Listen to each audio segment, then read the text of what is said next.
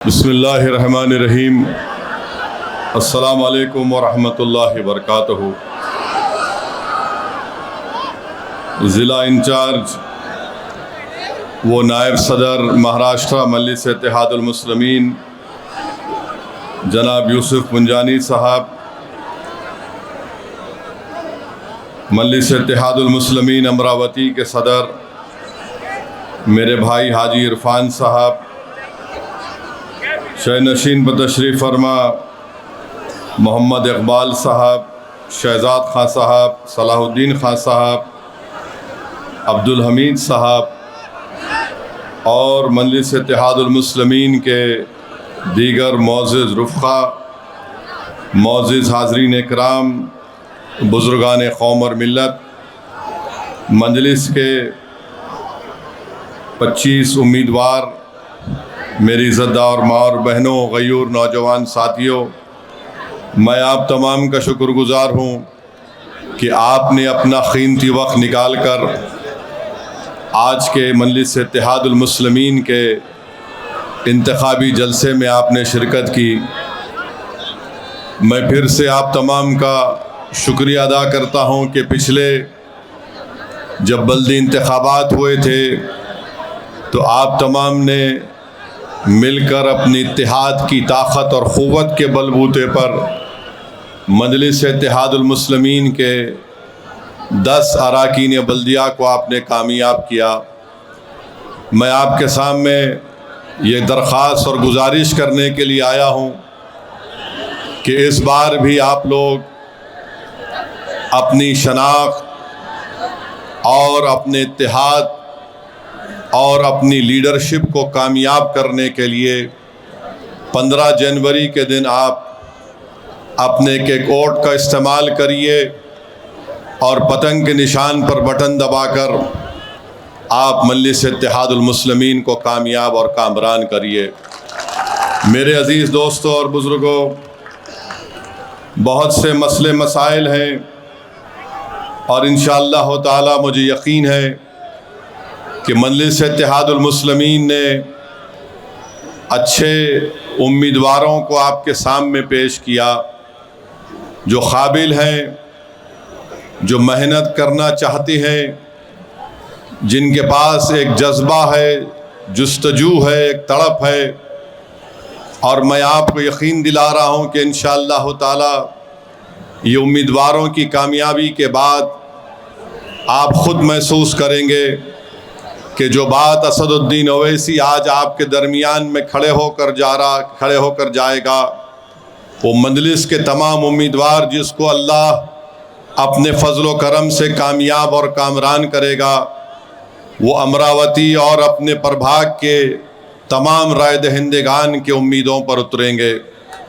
मैं आपको यही बताता हूँ और बड़ी तकलीफ़ भी होती है कि जमील कॉलोनी के पास, जमील कॉलोनी में 300 घर को तोड़कर बाईपास बनाने का काम शुरू हुआ, मगर वो भी काम भी अभी भी पाए तकमील को नहीं पहुंचा।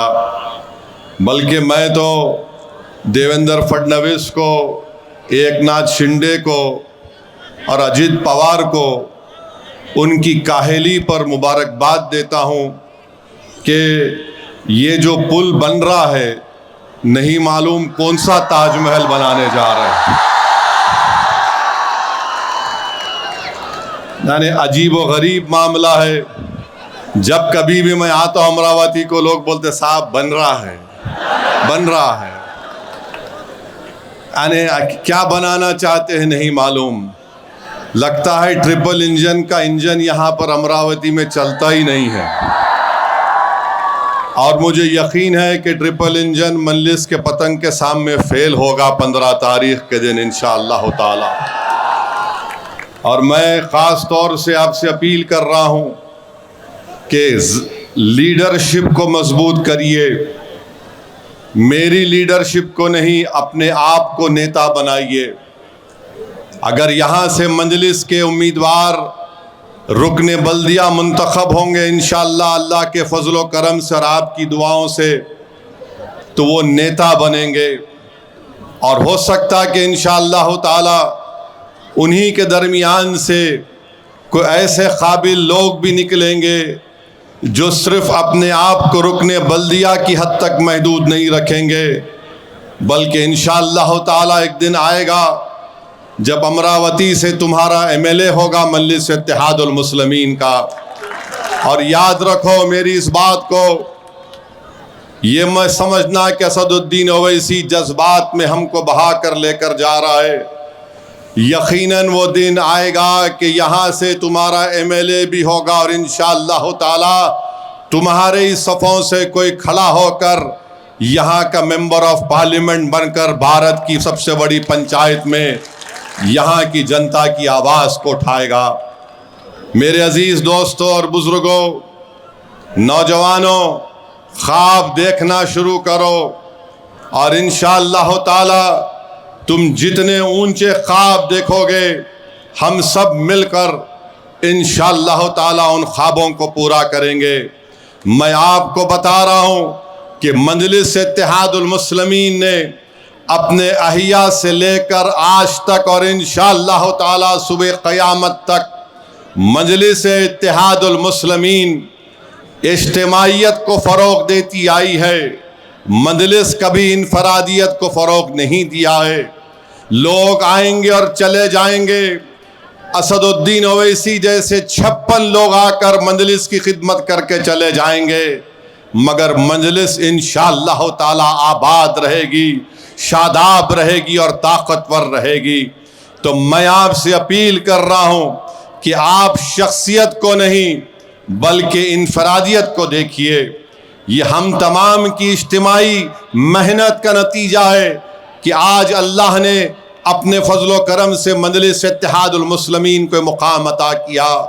मैं आज अगर आपके दरमियान में आकर आपसे ये अपील कर रहा हूँ, गुजारिश कर रहा हूँ, तो मैं अपनी इनफरादियत के लिए नहीं, अमरावती की आवाम, मैं इज्तिमाइयत के लिए आपसे अपील कर रहा हूँ कि मजलिस के पतंग के निशान पर बटन दबाकर अपनी इज्तिमाइयत को कामयाब करिए, अपने इत्तेहाद को कामयाब और कामरान करिए।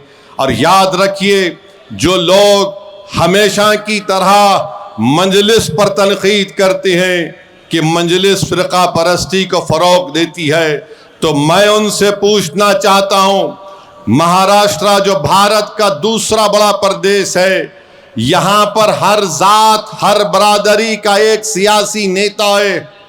जब आपको पेट में दर्द नहीं होता, ओबीसी समाज के हर समाज का नेता है, अपर कास्ट के हर समाज का नेता है, हमारे दलित भाइयों के कई समाज के नेता हैं। आखिर क्या वजह है कि अगर मुस्लिम अक़लियत पॉलिटिकल एम्पावरमेंट की बात करती है तो इन तमाम के पेट में दर्द क्यों शुरू हो जाता है? क्या हम किसी के गुलाम हैं, या हम इसलिए पैदा हुए कि तुमको वोट डालते आएंगे और तुम हमारे ख्वाबों को चुकनाचूर करोगे, तुम हमारे नौजवानों की जवानी को जेलों में बर्बाद कर दोगे, तुम हमारे बुजुर्गों के ख्वाबों को पूरा होने से रोकोगे, तुम हमारी माओ के आरजुओं को तोड़ना चाहोगे। सुन लो, वो जमाना खत्म हो चुका। अब महाराष्ट्र और भारत का मुसलमान जाग चुका है। वो अब ना मोदी से डरेगा, ना तुम्हारी बातों में फंसने वाला है। वो तय कर चुका है कि मुस्तकबिल लीडरशिप का होगा, और वो तय कर चुका है कि मजलिस इत्तेहादुल मुस्लिमीन के परचम को लेकर हम आगे बढ़ेंगे। तो जो लोग आज मजलिस इत्तेहादुल मुस्लिमीन की मुखालिफत कर रहे हैं, इंशाअल्लाह ताला तुम नाकाम होगे, नाकामी तुम्हारा मुकद्दर बनेगा। हमारे बिहार से 4 MLA तोड़ दिए और तोड़ने वालों ने समझा कि 4 को तोड़ दिए ओवैसी का कुछ नहीं होगा। मैंने कहा तुमने 4 को तोड़ा, मगर मेरा रिश्ता जो सीमांचल और बिहार की जनता से है, तुमने उसको नहीं तोड़ सके। मैंने कहा तुम 4 को उठा कर ले गए। मैं अपनी तकरीर में कहता था, लोग मजाक उड़ाते थे कि 4 का बदला 25 से लूंगा, याद रखो। और दुनिया ने देख लिया कि वही सरजमीन से जहां से 4 को इन जालिमों ने तोड़ा था, वहीं से मजलिस के 5 MLA कामयाब हुए। तो मेरे अजीज दोस्तों और बुजुर्गों, लोग आएंगे अमरावती में ऐसा हो गया, फुला हो गया, औरंगाबाद में यह हो रहा है। अरे कुछ नहीं होने वाला है औरंगाबाद अमरावती में। ये मंजलिस का गढ़ था और इंशाअल्लाह ताला गढ़ रहेगा हमेशा के लिए। और मैं खास तौर से बडनेरा की आवाम से कह रहा हूं, साथ के साथ जिताना चाहिए आप लोगों को इंशाअल्लाह। यहां बडनेरा के कितनी जनता आई हुई है, तो हाथ उठा के बताइए। मेरे भाई, आपको पूरे कारपोरेट उम्मीदवारों को कामयाब करना है और यहां पर आप तमाम से अपील कर रहा हूं कि मंजलिस के 25 कारपोरेटर्स को आप कामयाब करिए। ये आपकी कामयाबी होगी, आपके इत्तेहाद की कामयाबी होगी, आपके सोच की कामयाबी होगी। लोग बहुत सी बातें करेंगे, याद रखिए कि लोग आएंगे और चले जाएंगे, मगर मजलिस इत्तेहादुल मुस्लिमीन का सियासी सफर जारी रहेगा। इनके पास अब कुछ नहीं है। कभी कांग्रेस से टिकट नहीं मिला तो वहां कूद गए, मजलिस से टिकट नहीं मिला तो वहां कूद गए। ऐसा लगता है कि ये किसी पेड़ के बंदर हैं, कभी इधर झूलते कि तो कभी उधर कूद जाते। तो किससे फर्क नहीं पड़ता। याद रखो, जंगल में एक ही शेर होता है और जब शेर आता है तो बंदर गीदड़ सब पुकारते हैं कि शेर आ रहा है, शेर आ रहा है। तो मेरे अजीज दोस्तों और बुजुर्गों, अब आपको जानकर हैरत भी होगी कि भारत की पार्लियामेंट में नरेंद्र मोदी की सरकार ने भारत के संविधान और आईन के खिलाफ एक वक्फ का कानून बनाया। और वो वक्फ का कानून नहीं है, बल्कि मस्जिद, दरगाह और खानखाओं को छीनने का कानून है। जब मोदी ने महसूस कर लिया कि भारत की सबसे बड़ी अक़लियत मुझसे नाराज है, तो मोदी ने कहा अजीत पवार को, अब तू सामने आ जा। अजीत पवार सामने आ गए और ये सब के सब बांकड़े पहलवान ने अजीत दादा अलग है। अरे जो चीचा का नहीं हुआ वो तुम्हारा होता। पापियों, जिसने उसको पाल पोस के बड़ा किया, इतना बड़ा बनाया, उसको टाटा बाय बाय बोल दिया वो, और तुम बोल रहे अजीत दादा करेगा। याद रखो, जब वोट डालने जाएंगे तो ऐसा कानून बनाया गया है जिसमें अजीत पवार भी उसमें हिस्सेदार थे। तुम आज किस मुंह को लेकर आकर कहते हो कि हमको वोट दो? जब ये आएंगे, घड़ी दिखाएंगे, तो उनसे कहना कि तुम्हारा टाइम खत्म, अब पतंग का टाइम चलेगा इंशाअल्लाह ताला। आप बताइए मेरे भाई, वक्फ यूजर को निकाल देना। आज पोर्टल के ऊपर वक्फ की जायदादें चढ़ाने के लिए कितनी तकालीफ का हमको सामना करना पड़ रहा है। जो पोर्टल पर नहीं चलेगा वो वक्फ की प्रॉपर्टी नहीं कहलाएगी। किसी भी मस्जिद पर कोई भी केस डाल दिया जाएगा। जो मस्जिदें 100 साल, दरगाहें मस्जिदें 100 साल पुरानी है, कह दिया वक्फ मालिक नहीं, आसार खदीमा उसका मालिक होगा। आसार खदीमा नरेंद्र मोदी के मातहत काम करता है। बताओ, कल अगर हुकूमत चाहेगी कि इन दरगाहों को बंद कर दिया जाए, इन मसाजिद की हिफाजत के नाम पर, इनकी देखभाल के नाम पर अगर बंद कर दिया जाए या कह दिया जाए कि खाली जुमे की नमाज होगी, तो क्या अजीत पवार आकर बोलेंगे अस्सलातु खैरुल मिनन नौम? सोचो आप, हंसने की बात नहीं है। ये वक्त जागने का है। अगर आप मुत्तहदा तौर पर अपना एक एक वोट पतंग के निशान पर बटन दबा कर देंगे, तो अजीत पवार को भी मालूम हो जाएगा कि ये जो लोमड़ी की चाल वो चलने की कोशिश कर रहे हैं। बल्कि अगर ठेठ हैदराबादी जबान में कहूंगा तो कौवा चला हंस की चाल चल रहे हैं। याद रखो, आपका वोट आपके पास एक अमानत है और सबसे बड़ी अमानत वक्फ की जायदादें होती हैं, जिसका मालिक ना ओवैसी, ना अजीत पवार, ना मोदी है, उसका मालिक अल्लाह होता है। उस जायदादों को छीनने का कानून बना दिया गया है।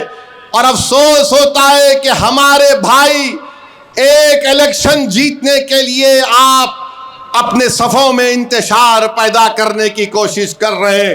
तो मेरे अजीज दोस्तों और बुजुर्गों, आप अपने के वोट का सही इस्तेमाल करिए, मजलिस इत्तेहादुल मुस्लिमीन को कामयाब करिए और पैगाम दीजिए बीजेपी को, एकनाथ शिंदे को, अजीत पवार को, कांग्रेस को कि अब हमने तय कर लिया कि हम अपने इत्तेहाद की ताकत और क़ुव्वत के बलबूते पर हम अपने पार्टी के नुमाइंदों को कामयाब करके अमरावती में अपनी सियासी बरतरी को बरकरार रखेंगे। हम आगे की फिक्र करेंगे। यहां पर हमको कामयाबी मिलेगी तो विधानसभा में भी इंशाअल्लाह कामयाबी मिलेगी। जब विधानसभा में मिलेगी तो इंशाअल्लाह ताला पार्लियामेंट में मिलेगी। याद रखो, ये दिन आप और हम देखेंगे इंशाअल्लाह ताला। ये आज मजलिस से मुखालिफत क्यों की जाती है, क्यों औरंगाबाद में या फिर इम्तियाज जलील पर उंगलियां उठाई जाती हैं, ये नहीं चाहते कि कोई तुम्हारा खैर खा बनकर काम कर सके। अरे तुम थक गए मेरे खिलाफ इल्जाम लगाते लगाते। तुमने कह दिया बी टीम, क्या क्या कह दिया। मैं तुम्हारी एक एक इल्जाम की परवाह नहीं किया। तुमने कहा ओवैसी इसके इशारे पर आता है, मैंने कहा मैं तो कठपुतली हूं, अल्लाह मेरा इंतजाम करने वाला है। दुनिया में कोई ऐसा पैदा नहीं हुआ, कोई इंसान ऐसा पैदा नहीं हुआ सिवाय मेरी मां के जो ओवैसी को हुक्म दे सके। मेरे अजीज दोस्तों और बुजुर्गों, याद रखो, ये लड़ाई मुस्तकबिल की भी लड़ाई है, ये आज की लड़ाई है, ये मुस्तकबिल की भी लड़ाई है। इल्जामात लगते रहेंगे।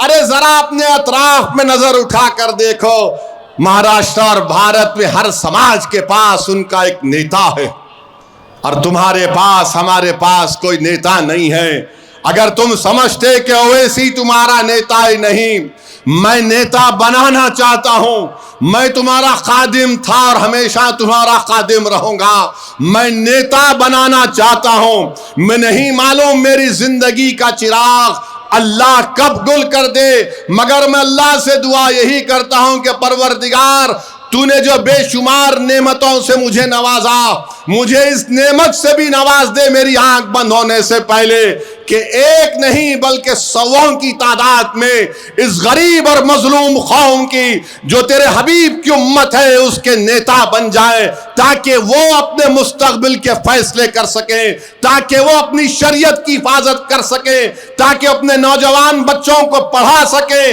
अपनी बच्चियों को पढ़ाए, उनकी आबरू की हिफाजत कर सके, जो अपने माँ बाप के ख्वाबों को पूरा कर सके, जो जालिम हुक्मरानों के सामने जमहूरियत का सहारा लेकर अपने मसाइल को हल कर सके। मेरे अजीज दोस्तों और बुजुर्गों, यही मेरी जिंदगी की तड़प है, यही मेरी जुस्तजू रही। मुझे कोई चीज की फिक्र नहीं, अल्लाह ने मुझे बहुत कुछ चीजों से नवाजा है। बस यही चाहता हूं कि आपने एक सियासी शऊर जो अमरावती में बेदार हो चुका है, आप उसको और ताकतवर बनाइए। और फिर आज मुझे मीडिया के सामने हमारे हाजी इरफान साहब के घर में किसी हमारे मीडिया के दोस्त ने पूछा कि मोहन भगवत ने ये कहा कि माँ बाप अगर औलाद से बात करते रहेंगे तो लव जिहाद नहीं होगा। मोहन भगवत साहब, आप तो शादी नहीं किए। नहीं, फैक्ट है, तंजिया तौर पे नहीं बोल रहा हूं। अब लव के साथ जिहाद कैसे आता, बोलो आप? लव के साथ जिहाद कैसे आता? अच्छा, अगर ये लव जिहाद के माने क्या है बता दो मोहन भगवत साहब, क्या माने हैं? आप नागपुर का डेटा दे दो मेरे को, क्योंकि आपका हेडक्वार्टर नागपुर में है। बताओ कितने लव जिहाद के केसेस हुए हैं, और अगर तुमने कानून बनाया तो बताओ उसका फायदा क्या हुआ। मेरे अजीज दोस्तों और बुजुर्गों, सिर्फ नफरत फैलाना इन लोगों का मकसद है कि डराओ मुसलमानों को और डरा कर इनको डराते रहो और इनको कमजोर करते रहो। और फिर यहां पर एक किसी ने बयान दे दिया कि क्या मौलाना कितने बच्चे पैदा करे?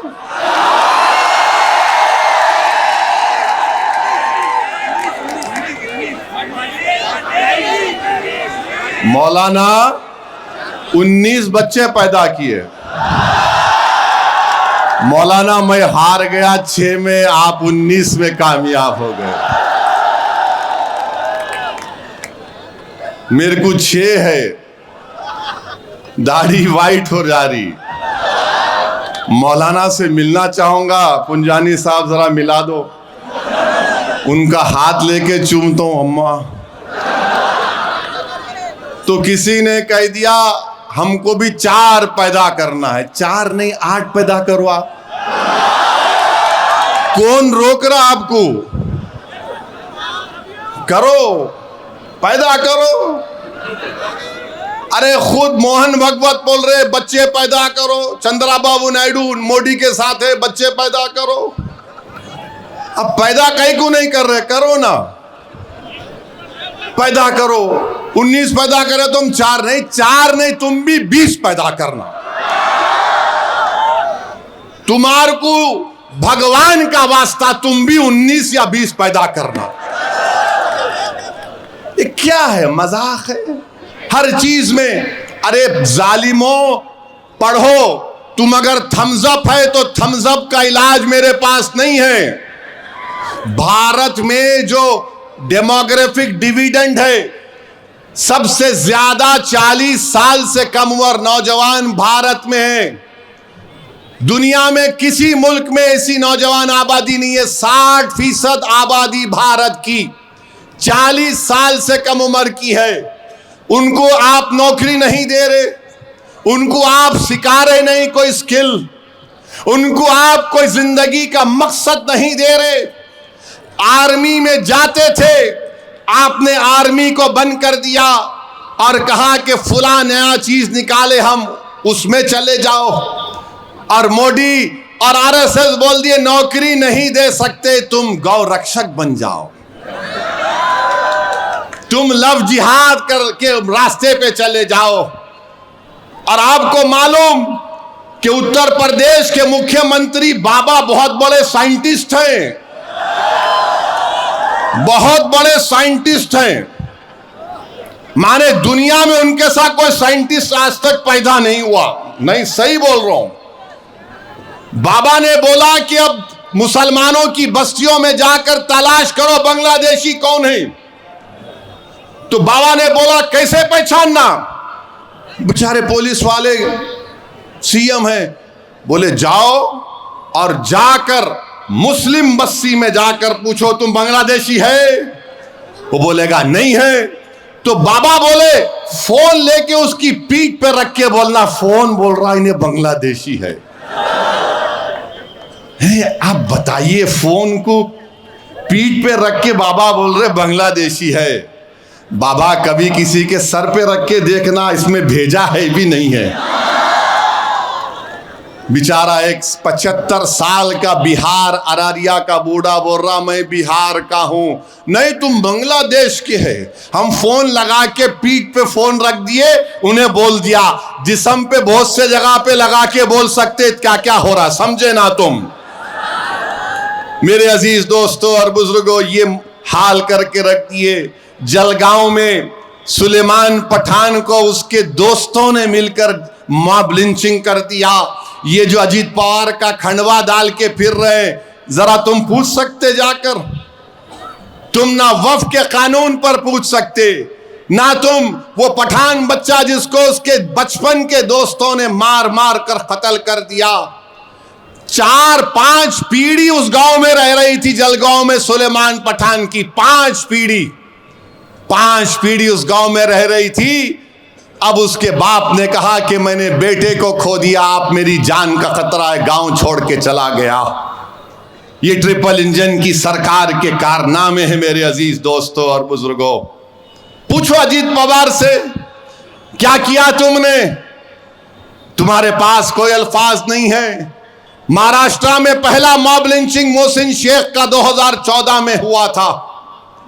पूना तो तुम्हारा है ना अजीत पवार। क्या तुम्हारा अजीत पवार मिला मोहसिन शेख के किसी खानदान वालों से जो आईटी की जॉब कर रहा था? खत्म हो गया केस। और यहां पर अमरावती में आके नहीं दादा बोले। अबे तेरा दादा कौन है, तेरे को पता भी है या नहीं है? मेरे अजीज दोस्तों और बुजुर्गों, एक मुल्क में एक माहौल बना के रखती है कि बस नफरत पैदा करो भारत की सबसे बड़ी अक़लियत के खिलाफ। और ये लोग आते हैं, कांग्रेस पार्टी का उम्मीदवार है, कर्नाटका में कांग्रेस बरसरे इख्तिदार है, बेंगलुरु में 300 मुस्लिम घरों को बुलडोजर लगाकर तोड़ दिया गया। 300, एक दो नहीं, जमाल कॉलोनी में तो तोड़ के बाईपास की बात की गई थी, यहां पर तो बुलडोजर लगाकर खंडेर बना दिया गया। वहां पर उनके एक मुस्लिम मंत्री बोल रहे कि 1 जनवरी तक 50 देता हूं घर, फिर बोले 5 तारीख तक 40 देता हूं मैं। 300 घर इस सर्दी में सरे आसमान पड़े हुए हैं। मजलिस इत्तेहादुल मुस्लिमीन के लोग उनको खाना खिलाने का इंतजाम वहां पर कर रहे हैं, और कांग्रेस वाले आकर बोलते हैं ओवैसी बी टीम है, ओवैसी सी टीम है। अच्छा ये अब और एक बात समझा रहा हूं आपको। भारत की पार्लियामेंट में वंदे मातरम के 100 साल मुकम्मल होने पर जो हमारे मुल्क का कौमी तराना है, नेशनल एंथम जन गण मन है, उसकी बहस हुई। उस बहस में अजीत पवार के एक एमपी ने क्या कहा था, उस बहस में कांग्रेस पार्टी के एमपीज ने क्या कहा था, कभी आपने सुना उन लोगों से क्या कहा था उन्होंने? ये समाजवादी पार्टी भी आजकल इन्हों भी आते हैं, इन्होंने भी क्या कहा था इनके एमपीज आपने सुना? असदुद्दीन ओवैसी ने, मेरे भाई, मैंने अपनी तकरीर का आगाज किया कि 24 जनवरी 1950 को हमने संविधान अपने आप को दिया, तो संविधान का आगाज किससे होता है? We the people. सुनो आरएसएस को चाहने वालों, सुनो कांग्रेसियों, सुनो अजीत पवार, सुनो अखिलेश यादव, कि भारत का संविधान का आगाज वी द पीपल से होता है, भारत माता से नहीं होता है। इस संविधान का प्रियम्बल यह कहता है liberty of thought, expression, belief and faith. यह भारत के आईन का प्रियम्बल है। मैंने कहा कि जब हम अपने आप को संविधान ये लिख कर दे रहे, कैसे आप मुझसे कह रहे हैं कि बीजेपी के लोग मेरी तकरीर के दौरान कह रहे थे कि भारत में रहना है तो पढ़ना पड़ेगा। मैंने कहा भारत में रहना है तो तेरे बाप का नहीं, सबका भारत है, ये पढ़ना पड़ेगा। अरे भारत का संविधान पढ़ो अनपढ़ो। आर्टिकल 25, 26 क्या पुकार पुकार कर कहता है? आर्टिकल 14 क्या कहता है पुकार पुकार कर? Freedom of religion. अज़ा हो रही, अज़ा हो रही, 1-2 मिनट रुकेंगे अज़ा। बिस्मिल्लाहिर्रहमानिर्रहीम। मेरे अजीज दोस्तों और बुजुर्गों, मैं फिर से आपसे अपील कर रहा हूं कि अपने एक वोट को मुत्तहिदा तौर पर मजलिस इत्तेहादुल मुस्लिमीन के हक़ में इस्तेमाल करिए। और आप जानते हैं कि इस चुनाव में ऐसे लोग भी इलेक्शन लड़ रहे हैं जो एमडी जैसे ड्रग के नशे का कारोबार भी करते हैं।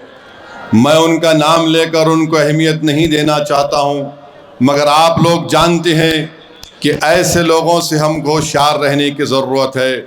मेरे अजीज़ दोस्तों और बुज़ुर्गों, 15 जनवरी के दिन आप अपने एक वोट से बीजेपी को, शिंदे ग्रुप को, उद्धव ठाकरे के ग्रुप को, अजीत पवार को, शरद पवार को, कांग्रेस को, अखिलेश यादव को एक पैगाम दीजिए कि हम अपने वोट से अपनी पार्टी को कामयाब करेंगे। अमरावती में आपको अपनी जमात को मजबूत और कामयाब करना है। ऐसे उम्मीदवारों के हक में अपने वोट का इस्तेमाल करके अपने वोट को ज़ाय होने से बचा लीजिए। मेरे अजीज़ दोस्तों और बुज़ुर्गों, आप जानते हैं मेरे भाई कि महाराष्ट्र में जब से बीजेपी की सरकार बनी है एक जुल्म के दौर का आगाज़ हो चुका है, और ऐसे वक्त में ज़रूरी है कि आपके नुमाइंदों को आप कामयाब करिए। याद रखिए, अगर आप ऐसे पार्टी के उम्मीदवारों को वोट देंगे तो ये लोग ना इनमें लड़ने की कोई ताकत है ना कोई जज्बा है। मजलिस अगर इलेक्शन लड़ रही है तो आवाम को कामयाब बनाने के लिए लड़ रही है। मजलिस अगर इलेक्शन लड़ रही है तो आपकी क़यादत को मजबूत बनाने के लिए लड़ रही है। मजलिस अगर इलेक्शन लड़ रही है तो अमरावती में आपको अहमियत और आपके इत्तेहाद को मजबूत बनाने के लिए लड़ रही है। ये दूसरे पार्टी के उम्मीदवार अगर इलेक्शन लड़ रहे हैं तो वो खुद को कामयाब करने के लिए लड़ रहे हैं। आप पतंग के निशान पर वोट देंगे तो ये आपकी कामयाबी होगी। अगर आप किसी और को वोट देंगे तो फिर ये उनकी इनफरादियत की कामयाबी होगी, और वो सिर्फ अपनी ज़ात के लिए लड़ रहे हैं। मजलिस हर आवाम की और हर अमरावती के रहने वाले के लिए, उनके अच्छे मुस्तकबिल के लिए मजलिस आपके वोट के लिए लड़ रही है। तो मेरे अजीज़ दोस्तों और बुजुर्गों, पार्लियामेंट में आपने देख लिया कि वंदे मातरम के ताल्लुक से मजलिस इत्तेहादुल मुस्लिमीन की तरफ से हमने एक दलील और तमाम आइन का हवाला देकर इन तमाम को एक्सपोज कर दिया। और कौन था जो पार्लियामेंट में खड़े होकर कहा कि हम वतन की एक एक चप्पे से हमको मोहब्बत है, मगर हम ज़मीन व आसमान के खालिक की इबादत करते हैं। हम अपने माँ की पेट में 9 महीने रहकर पैदा अल्लाह हमको करता है। हम अपनी माँ को दुनिया की हर चीज़ से ज़्यादा चाहते हैं, मगर हम अपनी माँ की पूजा नहीं करते। अगर हम किसी की इबादत करते हैं तो अल्लाह की करते हैं। कौन था पार्लियामेंट में जिसने खड़े होकर कहा था कि या का नाबुदू और या का नस्तईन? याद रखो मेरे अजीज दोस्तों और बुजुर्गों, भारत की पार्लियामेंट में सब नेता थे। अगर किसी ने ऐसे वक्त में और बता दिया दुनिया को के सामने कि हम तौहीद के ऊपर कॉम्प्रोमाइज करने वाले नहीं हैं, हम शिर्क के करीब, तो शिर्क करना तो दूर की बात, हम शिर्क के करीब भी नहीं जा सकते। आप याद रखिए, यही चीज होती है कि अगर आपका नुमाइंदा कामयाब होगा तो दुनिया के सामने आपके मजहबी तशख़्ख़ुस को भी पेश कर सकता है, वो दुनिया को दावत भी दे सकता है आपकी दीन के बारे में। मगर अगर आप अपनों को छोड़कर गैरों का गिरेबान थामेंगे तो फिर याद रखिए, 70 साल से हमने सबको आजमा कर देख लिया। अगर आज हम कमजोर हैं और बर्बादी के दहाने पर पहुंच चुके हैं तो हमने इनके ऊपर भरोसा किया जिन्होंने हर मोड़ पर ना सिर्फ हमको धोखा दिया बल्कि हमारे जलते हुए घरों को देखकर अपने सर को पलटाकर वापस चले गए, जिन्होंने हमारे बच्चों की जवानी को जेल में बर्बाद होते देखकर ये लोग आवाज नहीं उठाए। मैं आपसे अपील कर रहा हूं कि मजलिस को वोट देकर कामयाब करिए। और दूसरा जलसा कब है? 10 तारीख को मैं फिर आ रहा हूं इंशाअल्लाह। क्या टाइम पे, कहाँ पे है?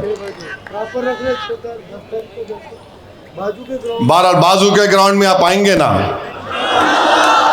I love you, you love me also, I know that. बहरहाल मेरे अजीज दोस्तों और बुजुर्गों, डरने और घबराने की जरूरत नहीं है। यकीनन जहां कहीं भी मॉब लिंचिंग होगी हम उसकी मजम्मत करते हैं। तो मेरे साथ नारा लगाइए, नारे तकबीर, नारे तकबीर। हाँ, पतंग के निशान पर बटन दबाएंगे ना आप लोग? जरा हाथ उठाकर बता दीजिए कितने पतंग के निशान पर वोट दबाएंगे। जरा सेल फोन की लाइट खोल के दिखा दो सारी दुनिया को कि अमरावती में इंशाअल्लाह ताला पतंग के निशान पर बटन दबने वाला है। जलाओ फोन की लाइट ताकि इनकी दिमाग की बत्ती जले। जो बहुत ज्यादा आजकल बता रहे हैं, बात कर रहे हैं। अल्लाह आप तमाम को सलामत रखे।